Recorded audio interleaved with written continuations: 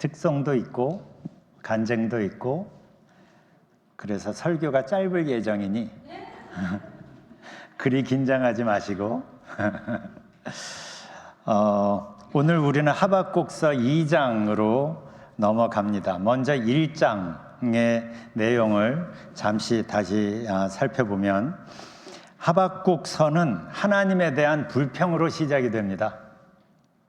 하나님의 백성이라면서 불의와 폭력을 일삼는 이스라엘 백성들 때문이죠.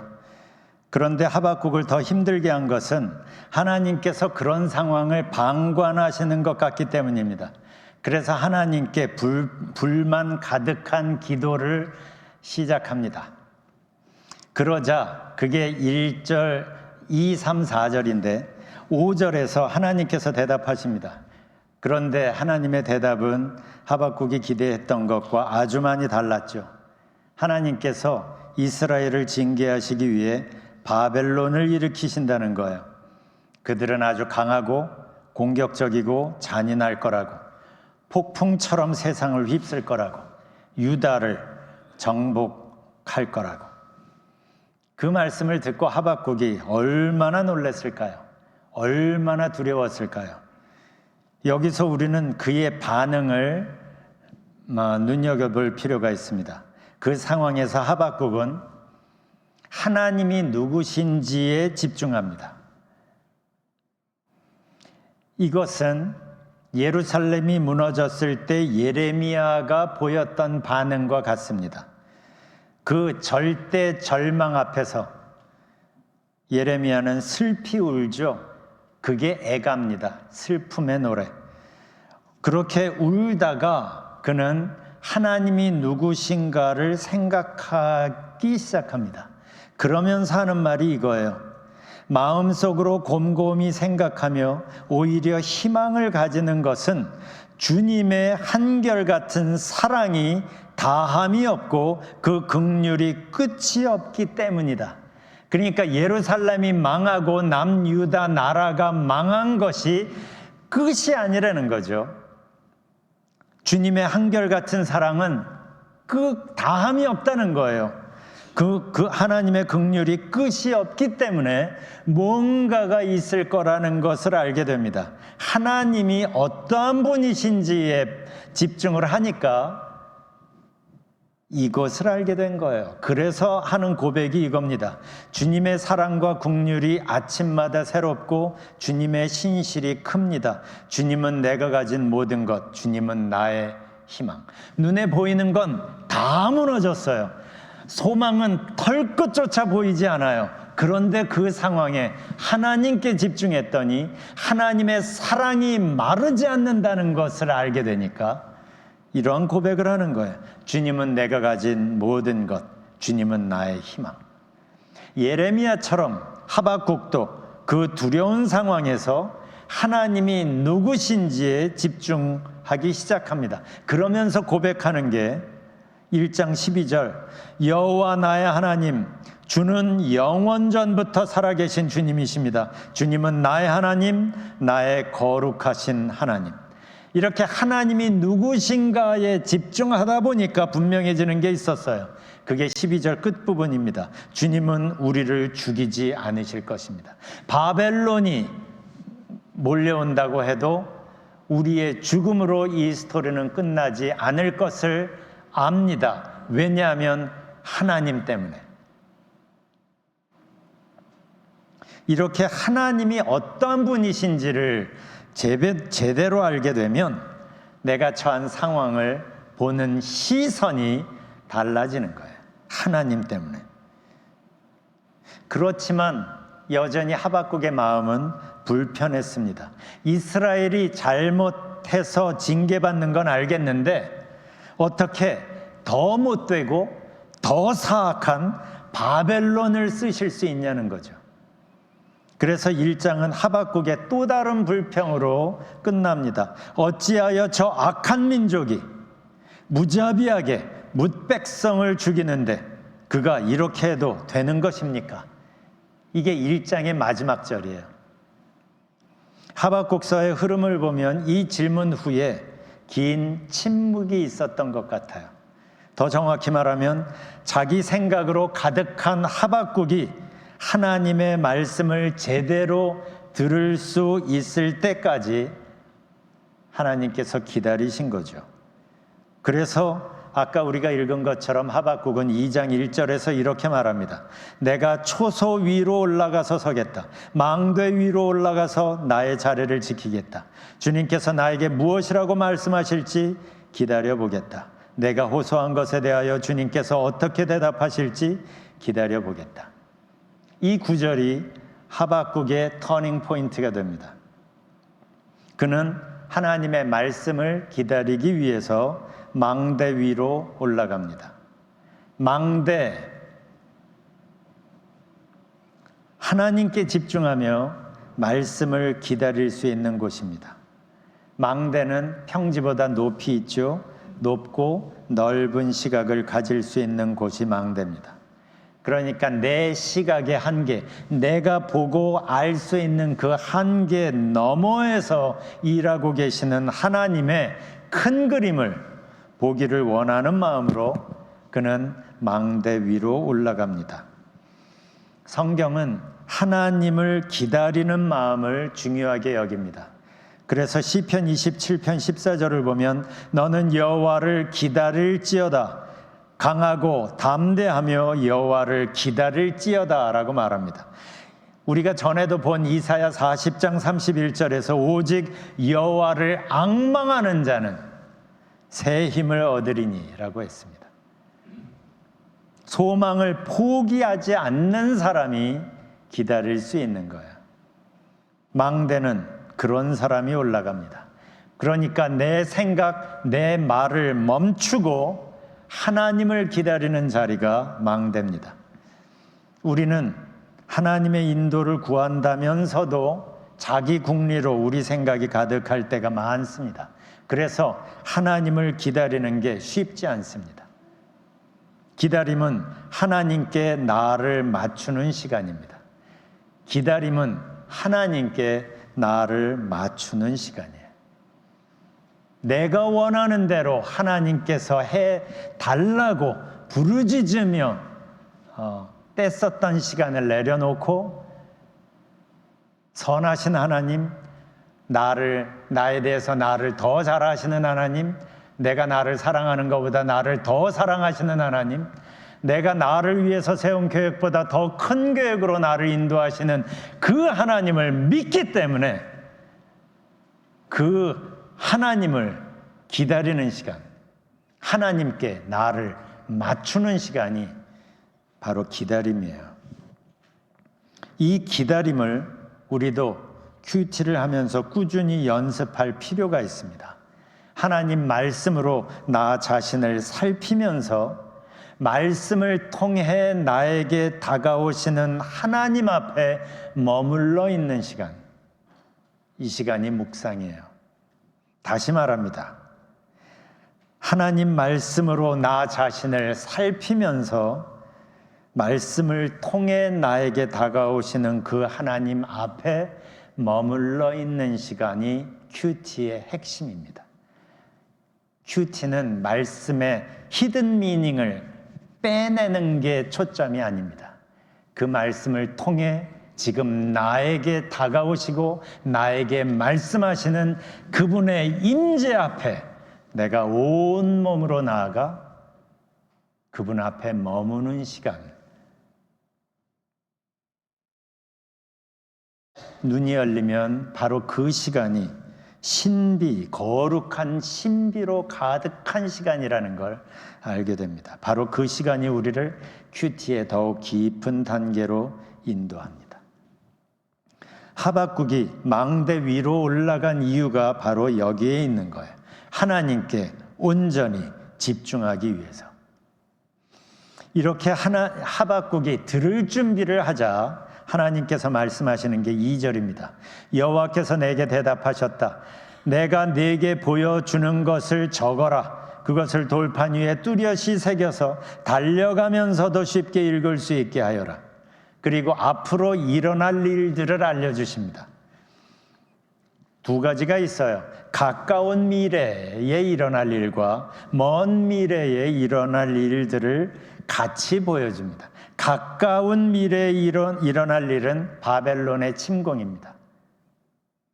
그런데 지금 이 말씀을 하시는 이유, 하박국 2장의 핵심 메시지는 이겁니다. 하나님께서 주관하고 계신다는 것. 눈에 보이는 현상을 보면 하나님이 안 계시는 것처럼 보이는 그 순간조차도 하나님께서 주관하고 계신다는 것. God is in control. God is in control. 하나님께서 모든 것을 알고 계시고 하나님께서 여전히 우리의 시선 저편 너머에서 여전히 일하고 계신다는 것. 하나님의 때에 당신의 계획을 완성하실 것이고 그래서 당신의 공의와 영광을 스스로 드러내실 거라는 것. 그래서 하나님은 먼 미래에 있을 일도 보여주시는데 그게 2장 14절이에요. 찬양을 통해서 여러분들이 아마 들어봤음직한 유명한 말씀이죠. 같이 읽어볼까요? 시작. 이는 물이 바다를 덮음같이 여호와의 영광을 인정하는 것이 세상에 가득함이니라. 그런데 눈앞에 보여지는 이 세상을 보면 그런 일이 안 올 것 같아요. 그런데 지금 하박국 2장에서 이 말씀을 하나님께서 하시는 말씀, 이유가 뭐예요? 하나님이 이렇게 만드실 거라는 거예요. 이 하나님의 분명한 의지는 바로 이 똑같은 말씀을 이사야에게도 하십니다. 그래서 이사야 10장에도 저 똑같은 말씀이 나오는데 이사야서 1장부터 그 과정에 메시아가 올 것이고 그 완성된 모습은 이러할 것이라는 것을 이사야서 11장 1절부터 9절까지 쭉 설명을 합니다. 요거는 우리가 다음 주에 살펴보려고 합니다. 중요한 건 이겁니다. 하나님께서 이루신다는 것.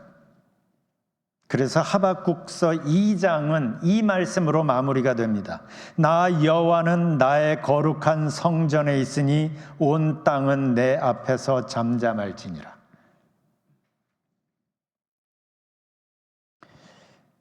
이게 하박국이 하나님께 집중할 때 하나님께서 보여주신 하나님의 큰 그림이에요. 메시지는 분명합니다. 하나님께서 모든 것을 알고 계시고 일하고 계신다는 것. 하나님의 베스트 타이밍에 당신의 계획을 이루신다는 것.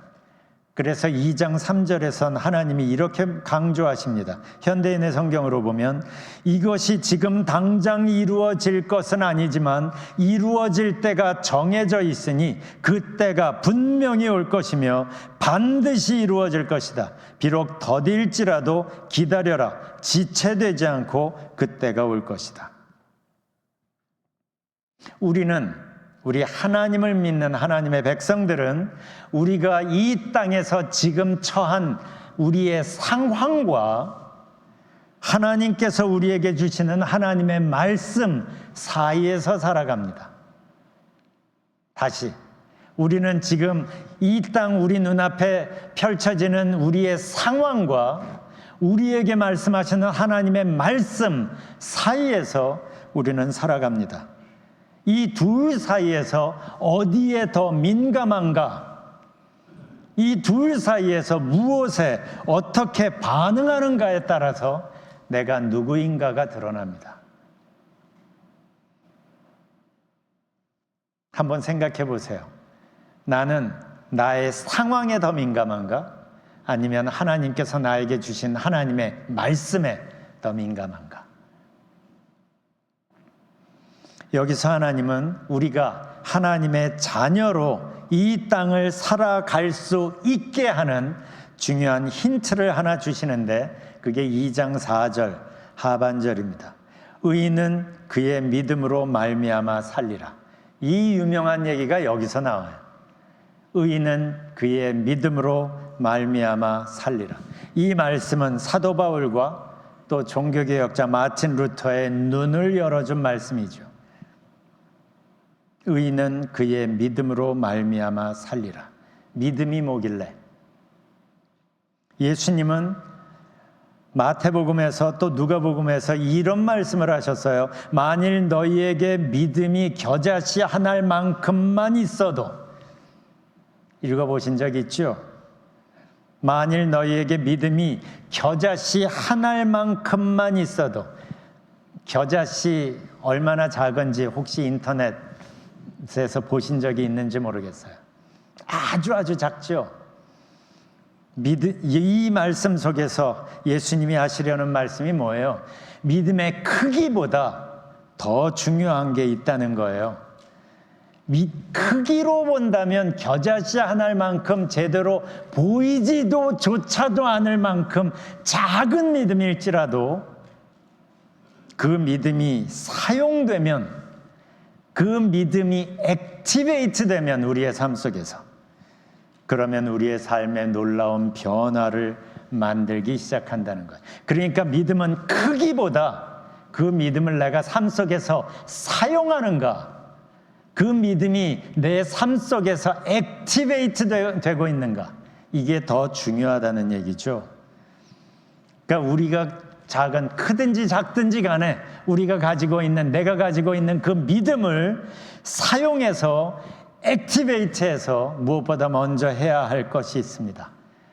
그것은 내 안에 거하라 라고 초대하시는 예수님의 초대에 yes, 응하는 겁니다.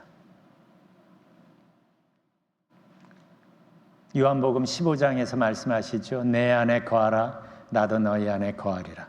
내 안에 거하라 라는 예수님의 초대에 네, yes, 네, 아멘, 제가 주님과 함께 주님 안에 거하기를 원합니다. 이렇게 반응하는 것이 여러분이 지금 가지고 있는 크든지 작든지 간에 여러분의 그 믿음으로 여러분이 할 수 있는 가장 고귀한 결정입니다. 그래서 일상을 예수님과 함께하는 새로운 방식의 삶을 시작하는 것. 신앙생활의 핵심은 착하게 사는 게 아닙니다. 하나님을 위해 뭔가 대단한 일을 하는 게 아닙니다. 신앙생활의 핵심은 예수님과 일상을 함께 하는 거예요. 예수님과 삶 속에서 크고 작은 일에 함께 반응하는 겁니다. 그게 신앙생활의 핵심이에요. 그래서 우리가 지난번에도 나눴죠. 어떤 자극이 올 때마다 그 자극에 어떤 반응을 할지 고르는 그 공간에 예수님을 모신 사람이 크리스찬이라 그랬어요. 예수님과 함께 이 반응 속에 내가 어떻게 반응할까를 함께 생각하고 함께 의논하고 함께 반응한 사람이 크리스찬인 거예요. 이게 신앙생활인 거예요. 이렇게 예수님과 크고 작은 일을 함께 하다 보면 예수님과 조금씩 친해지겠죠. 그러다 보면 예수님의 마음이 향하는 곳이 궁금해지기 시작합니다. 예수님의 시선이 머무는 곳에 내 시선이 향하기 시작합니다. 예수님이 좋아지니까, 예수님과 함께 하는 게 좋으니까. 그러다 보면 예수님과 동행하는 게 즐거워집니다. 그러면 예수님과 함께 하는 삶에 익숙해지면 이 사람은 지금 내 앞에서 벌어지는 일들 때문에 마음이 더 이상 널뛰지 않습니다. 이 세상 일들에 무관심해서가 아닙니다. 우리는 크리스찬으로서 책임 있게 이 세상을 살아가야 합니다. 이 세상에 벌어지는 일들이 무관심해져서 내 마음이 널뛰지 않는 게 아니라 하나님을 신뢰하기 때문이에요. 내 눈에 비록 내 눈의 능력으로는 확인을 못한다고 할지라도 하나님이 지금도 일하고 계신다는 걸 믿기 때문이죠. 그러니까 기도하면서 하나님의 타이밍을 기다릴 수 있게 되는 거예요. 이 사람은 어떤 상황에서도 혼자가 아니라는 걸 압니다. 예수님께서 약속하셨기 때문이죠. 너희와 항상 함께 있으리라. 마태복음 28장 맨 마지막 절이라고 했죠. 우리는 그 맨 마지막 절에 초점을 선교에다가만 두는데, 선교가 맞는데 중요한 게, 선교가 선교되기 위해선 저 말씀부터 예스가 되어야 되는 거예요. 너희와 항상 함께 있으리라. Surely I am with you always. 이 말씀이 내 삶 속에서 예스가 되면 이 예수님과 함께 하는 모든 일들이 선교가 되는 겁니다. 선교는 특별한 일이 선교가 되는 게 아니라 예수님과 함께 하는 모든 일들이 선교가 되는 거예요. 내가 하나님의 일을 한다고 해서 내가 하나님의 사람이 되는 게 아니라 예수님과 함께 지냄으로 내가 하나님의 사람이 되면 나의 모든 일이 하나님의 일이 되는 거예요. 우리가 전에도 얘기했죠. 그래서 하나님을 믿으면 신성한 일과 세속적인 일의 구분이 없어집니다. 우리가 하나님의 자녀로 이 세상을 걸어갈 때 우리가 걸어가는 그 발자국에 하나님의 거룩함이 묻어나기 때문이죠. 그래서 우리가 이렇게 중요한 사람인 거예요. 여러분이 이렇게 대단한 사람인 거예요. 우리가 어떻게 그렇게 대단할 수 있어요? 저 약속 때문인 거예요. 너희와 항상 함께 있으리라. Surely I am with you always. 저 영어 표현이 난 참 좋습니다. Surely라는 강조를 하고 always라는 강조가 또 붙어요. I am with you. Surely, always. 이 말씀이 나의 삶 속에 예스가 되어서 나의 모든 일상을 예수님과 함께 하다 보면 예수님 때문에 내 안에서 놀라운 변화가 만들어집니다. 예수님께서 내 안에 창조적인 일을 만드시는데 바로 내 마음이 천국이 되는 거예요. 우리가 전에도 나눈 적이 있죠. 바로 이걸 노래한 찬송이 438장입니다. 1절 가사가 이래요. 내 영혼이 은총 입어 중한 죄짐 벗고 보니 슬픔 많은 이 세상도 천국으로 화하도다. 슬픔 많은 이 세상이었는데 예수님과 함께 하다 보니까 천국이 된 거예요. 세상이 바뀐 게 아니라 내 마음이 바뀌니까, 내 눈이 바뀌니까 이 세상도 천국이 된 거예요. 3절 가사를 보세요. 높은 산이 거친 들이 초막이나 궁궐이나 내 주 예수 모신 곳이 그 어디나 하늘나라인 거예요.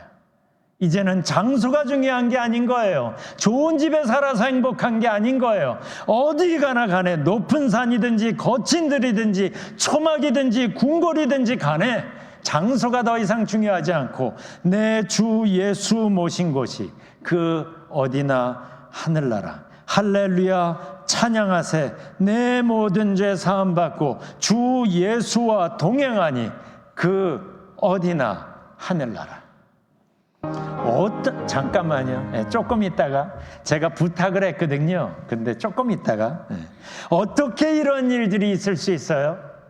어떻게 이럴 수 있어요? 어떻게 슬픔 많은 이 세상이 천국으로 바뀔 수 있어요? 상황이 좋아져서가 아니에요. 나와 함께 하시는 하나님을 향해 눈이 열렸기 때문이죠. Surely I am with you always. 너희와 항상 함께 있으리라는 그 말씀이 나에게 예스가 되니까 이런 일이 벌어진 거예요. 바로 이 변화를 하박국이 2장에서 경험합니다. 바로 이 변화를 예수님이 우리 안에서 만들고 싶으신 거예요. 여기에서 예수님이 우리에게 원하시는 게 있어요. 나의 작은 믿음을 사용하라는 거예요. 액티베이트 시켜서 예수님과 동행하기를 선택하라는 거예요. 그러면 예수님이 내 안에 나와 함께 하시면 생각해 보세요. 세상보다 크신 하나님께서 내 곁에서 나를 붙잡고 계시는데 나를 떠나지 아니하시겠다고 약속하시는데 이 놀라운 사실에 눈이 열리면 이 놀라운 사실이 그냥 내가 아는 말씀이 아니라 내 삶 속에 내 마음 속에 예스가 되면 그때부터 우리는 전혀 다른 삶을 살기 시작하는 거예요. 내 기도가 응답받아서가 아니에요. 아직도 하박국이 고민하는 문제들은 해결되지 않았어요. 그런데 말씀하시는 그 하나님을 만나면서 하박국의 기도는 바뀝니다. 그게 하박국 3장의 기도예요. 예수님 때문에 이러한 일이 벌어진 거예요. 나와 함께 계시는 그 예수님에 대하여 내가 눈이 열리면 예수님 때문에 우리는 외치듯이 노래할 수 있어요. 내 주 예수 모신 곳이 그 어디나 하늘나라. 함께 찬양하겠습니다. 이 가사가 우리의 고백이 되었으면 좋겠어요. 내 영혼이 은총 입어 중한 죄짐 벗고 보니 슬픔 많은 이 세상도 전국으로 화하도다. 아멘. 할렐루야.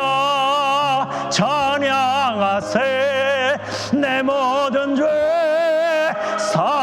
사함받고 주 예수와 동행하니 그 어디나 하늘나라.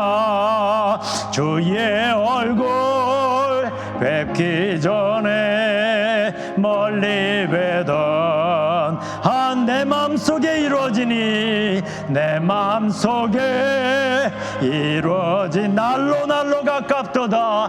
날로 가깝도다. 할렐루야. 찬양하세.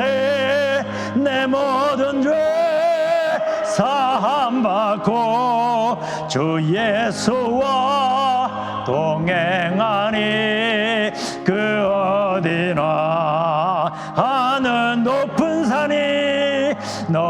산이 거친들이 조막이나 궁궐이나 내 주 예수 모신 곳이 그 어디나 하늘나라.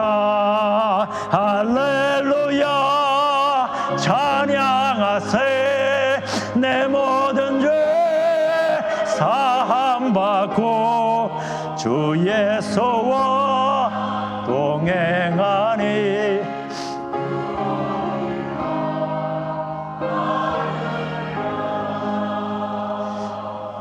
예, 저 화면을 계속 띄워주시고요. 이 시간에 기도하는 시간을 가졌으면 좋겠어요. 저 찬송이 우리의 고백이 되었으면 좋겠어요. 슬픔 많은 이 세상이 문제가 아니에요. 주님이 나와 함께 계시는데도 나 혼자 낑낑내면서 고민하는 게 문제인 거예요. 내가 너와 항상 함께 있으리라. Surely I am with you always. 우리에게 말씀하시는 그 하나님 앞에 우리가 마음을 열고 이제는 이 성전을 떠나서 여러분의 삶의 자리로 돌아갈 때 절대로 혼자 가지 마시기를 바라요. 이 예수님께 여러분의 마음을 쏟아내어 보십시오. 우리 함께 기도하겠습니다. 하나님 아버지, 우리가 이 시간에 이 말씀을 붙잡고 기도합니다. 주님께서 나와 함께 하시는데, 주님께서 나를 붙잡고 계시는데, 하나님, 우리가 처한 이 상황에서 하나님께 집중할 수 있게 하여 주시고, 온 마음으로 하나님을 기다릴 수 있게 하여 주시고, 하나님의 말씀을 통하여 우리에게 다가오시는 하나님 앞에 잠잠히 머물며 하나님께 나를 맞추는 시간들을 가질 수 있게 하여 주세요. 내가 원하는 대로 해달라고 요구만 하는 기도에서 이제는 참 좋으신 하나님 앞에 나의 삶을 믿음으로 내어 맡기는 믿음의 기도를 할 수 있게 하여 주세요. 하나님, 우리가 여기에 나와 기도합니다. 나와 함께 하시는 하나님, 우리 한 사람 한 사람을 주님 붙들어 주옵소서. 헌금 위에 기도합니다.